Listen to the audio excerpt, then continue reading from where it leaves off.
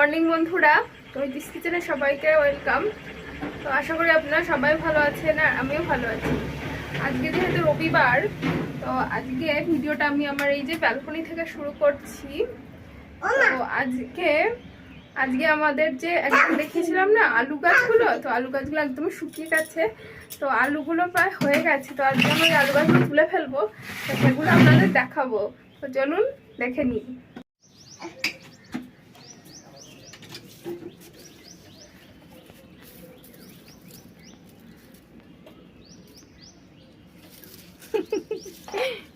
আমাদের ক্ষেতের আলু। হ্যাঁ, গাছগুলো একদমই শুকিয়ে গেছে। এই যে আলুর সাইজ, এই আলুটা অনেক বড় হয়েছে। তো কত বড় বড় আলু হয়েছে আমাদের ক্ষেতে, বাহ।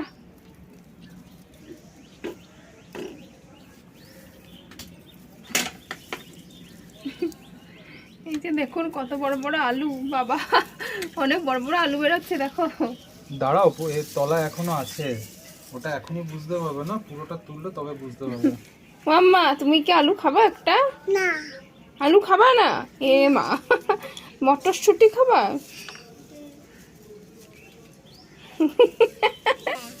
মটরশুঁটি কেমন করে খায়? নাম নাম করে খায়। নাম নাম করে খায়? ও আচ্ছা, চিবিয়ে চিবিয়ে খায়।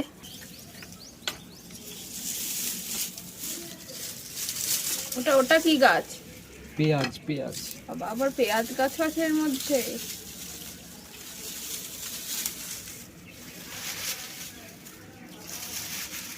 এখন এই গাছগুলো মুড়িয়ে কোথায় রেখে দেবা? এই গাছগুলো আর মাটির তলায় ভরে দেবো, সার হবে। পুঁতে সার হবে। বাহ, তুমি তো অভিজ্ঞ চাষী। এই দেখো আলু উঠছে আরো। একটা ঝুড়ি আনো, ঝুড়ি।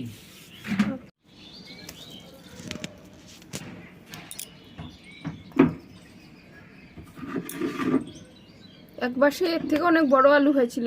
একটা হয়েছিল বিশাল বড় সাইজের, অনেক বড় সাইজের হয়েছিল, বিশাল বড় সাইজের হয়েছিল। ওই দেখো। তো বন্ধুরা, এই যে ছোট বড় সব মিলিয়ে আমরা এই কটা আলু পেয়েছি। ও, আরো একটা ছোট্ট এলো। তো এইগুলো দিয়ে আমাদের এক বেলার মতন আলুর দম হয়ে যাবে। নিজেদের চাষের জিনিস খাওয়ার মজাই আলাদা। আর এই যে আলুগুলোকে আমি খোসা ছাড়িয়ে এভাবে বড় আলুগুলোকে দুভাগ করেছি, আর ছোট আলুগুলোর খোসা ছাড়াতে পারিনি, তো এগুলোকে এভাবেই রেখেছি। আর এই যে এখানে পেঁয়াজ, আদা, রসুন, টমেটোর পেস্ট বানিয়ে নিয়েছি। আর এবারে রান্নার জন্য গ্যাসে কড়াই বসিয়ে দিয়ে দিচ্ছি সর্ষের তেল। এই রান্নাটা আমি সর্ষের তেলেই করব। আমি দেখেছি এই আলুর দম রান্নাটা সর্ষের তেলেই ভালো হয়। আর এই যে দেখুন, ফোড়ন দিয়ে দিলাম গোটা জিরে। ফোড়নটা রেডি হয়ে গেলে এবার তেলে আলুগুলো দিয়ে দিলাম। আর আলুগুলো আমি যেহেতু সেদ্ধ করে নিইনি, সেই জন্য আলুগুলো একটু ভালো করে ভেজে নেব। আর আলুগুলো ভাজবার সময় আমি অল্প একটু লবণ দিয়ে দিলাম। এবার লবণ দিয়ে আলুগুলো ভালো করে ভেজে নেব। আর দেখুন, দিয়ে দিলাম হলুদ দিয়ে আরও কিছুক্ষণ ভালো করে ভেজে নেব। যদিও এখন শীত শেষ হয়ে গেছে, তবুও শীত পড়লে পরেই আমরা বাঙালিরা অনেক রকমভাবে আলুর দম খেয়ে থাকি। এরকমভাবে আলুর দম খেতেও আমার খুবই ভালো লাগে। আর ওই যে পেস্টটা আমি দিয়ে দিলাম, আর সাথে দিয়ে দিলাম বেশ কিছুটা পরিমাণে মটরশুঁটি। আমরা বাঙালিরা ভাত, রুটি, পরোটা বা ফ্রাইড রাইস, পোলাও যে কোনো কিছুর সাথেই আমাদের এই আলুর দমটা খেতে খুবই ভালো লাগে। আর এই যে দেখুন, এখানে আমি 1 চামচ আলুর দম মশলা দিয়ে দিলাম। এই মশলাটা দিয়ে আগেও একদিন রান্না করেছিলাম, তো সেই রেসিপিটাও শেয়ার করেছিলাম। আর দিয়ে দিলাম বেশ কিছুটা পরিমাণে কাশ্মীরি লঙ্কার গুঁড়ো। এখানে আমি লঙ্কার গুঁড়ো দিলাম না, কারণ ওই আলুর দম মশলাটা বেশ ঝাল ধরনের হয়ে থাকে। আর লবণ, চিনি পরিমাণ মতন দিয়ে দিলাম। আর এবারে অল্প একটু জল দিয়ে খুব ভালোভাবে মশলাটা কষিয়ে নেব। আগের দিন যখন আমি আলুর দম মশলাটা দিয়ে রান্না করেছিলাম, তো সেই জন্য প্রচুর ঝাল হয়ে গেছিলো, কারণ জানতাম না যে ওই মশলাটা একটু ঝাল ধরনের হয়ে থাকে। তো সেই জন্য আজকে আর আমি লঙ্কার গুঁড়ো বা কাঁচা লঙ্কা বেটে দিইনি। তো এই দেখুন, কাঁচা লঙ্কা চিড়ে দিয়ে দিয়েছি। তো এভাবেই রান্নাটা বেশ ভালো হয়েছিল খেতে।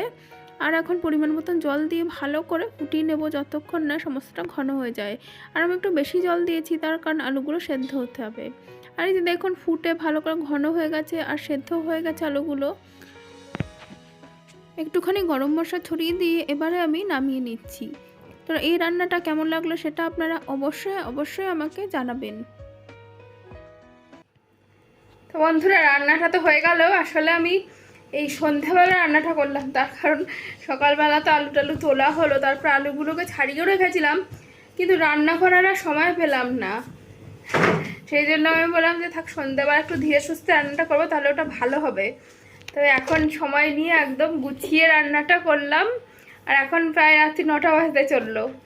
তো এই যে প্রচণ্ড গরম লাগছে, মানে ফ্যান ট্যান চালিয়ে বসে আছি, এখন খুবই গরম পড়ে গেছে। তবে বাইরেটাই কেমন যে একটু ঠান্ডা ঠান্ডা লাগে, তো ঘরের ভেতর তো খুবই গরম লাগছে, তো সেজন্য ভীষণ ঘেমে গেছি, গরম লাগছে। আর এই যে আমার ভিডিওতে অনেকেই আপনারা বলেছেন যে মানে ওকে না দেখালে, অনেক বলেছেন যে সোনামণিকে দেখালে না। তো এই যে, আর ও এখন বুঝে গেছে যে আমি ভিডিও করি, তো সেই জন্য নিজে থেকেই ক্যামেরার সামনে চলে আসে। এই যে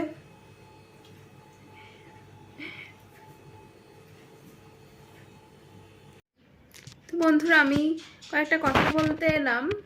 তো বেশ কিছুদিন ধরে আমি লক্ষ্য করছি, মানে আমি যখন ভিডিওটা আপলোড করছি তার হয়তো 1 মিনিট বা কয়েক সেকেন্ড হয়েছে, কিন্তু তার মধ্যে ভিডিওতে ভিউ হচ্ছে, মানে ধরুন যদি 2টো ভিউ হয়, তার মধ্যে মানে দেখাচ্ছে 2টো ভিউ, কিন্তু তার মধ্যে 4টে কমেন্ট পড়ে যাচ্ছে। তার মানে এটা কি বোঝাচ্ছে যে যারা ভিউ করছেন তারা পুরোপুরি ভিউ করছেন না। মানে আমি বলছি না যে পুরোটাই ভিউ করতে হবে, কারণ ইউটিউবেতে এত ভিডিও, সবার ভিডিও পুরো দেখে কমেন্ট করতে গেলে মানে সবার তো সে ক্ষমতাটা হয় না। তো আপনারা যদি, আমি তো ভিডিও আপলোডই করি মোটামুটি 5 থেকে 5.5 মিনিটের, তো তার মধ্যে যদি 1 মিনিট কি 2 মিনিট একটু কষ্ট করে দেখে নেন, তাহলে বোধহয় একটু মানে ভিউটা আসে আর ওয়াচ টাইমটাও আমরা পাই। তো আমরা যদি একে অপরকে সাহায্য না করি, তাহলে আমরা হয়তো কেউই কোনোদিনই সাফল্য পাবো না। তো আমি কদিন ধরে এই ব্যাপারটা খুবই খেয়াল করছি যে মানে ভিডিও আপলোড করার সাথে সাথে হয়তো 4টে কমেন্ট পড়ছে, কিন্তু তার মধ্যে দেখাচ্ছে 2টো ভিউ। মানে তার মানে এটাই বোঝায় যে যে 4জন দেখছেন তার মধ্যে 2জন দেখছেন না, পুরো না দেখেই তারা কমেন্ট করে ফেলছেন, আর বাকি 2জন দেখছেন হয়তো 1 মিনিট 2 মিনিট, বা কেউ পুরোটাও দেখছেন। তো আপনাদের কাছে একটাই রিকোয়েস্ট থাকলো যে ভিডিওটা একটু পারলে 1 মিনিট 1.5 মিনিট কি 2 মিনিট একটু কষ্ট করে দেখবেন, তাহলে আমরা একটু ওয়াচ টাইম পাবো, তবে গিয়ে কমেন্টটা করবেন।